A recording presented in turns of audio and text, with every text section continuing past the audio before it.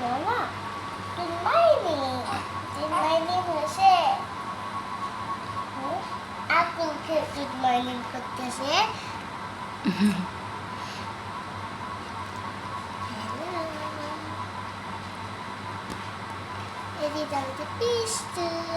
সারা good morning হয়েছে মা? হ্যাঁ হয়েছে আমার। হাই কিসে কিস করে দিছে ইস করে দিছে দেখো ওকে।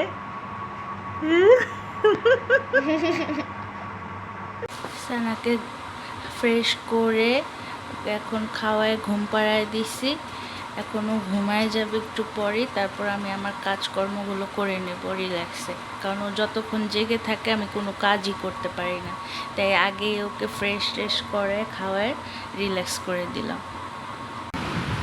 এখন বাজে দুপুর 3টা আর আমি এখন সকালের নাস্তা করতেছি। সকালবেলা ঘুম থেকে উঠে সময়ই হয় না নিজের জন্য।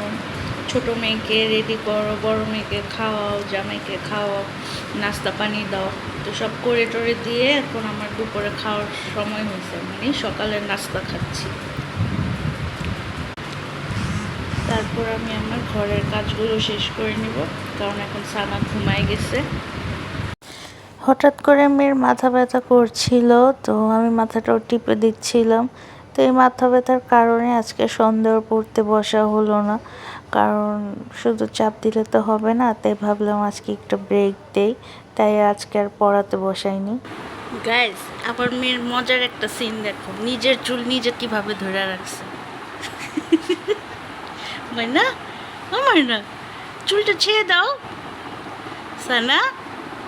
ওলে ওলে ওলে ওলে। তো সারাদিন 2 মেয়ে নিয়ে তাদের সাথে খুনসুটি করে টাইম যায় আমার, আর সংসার তো আছেই।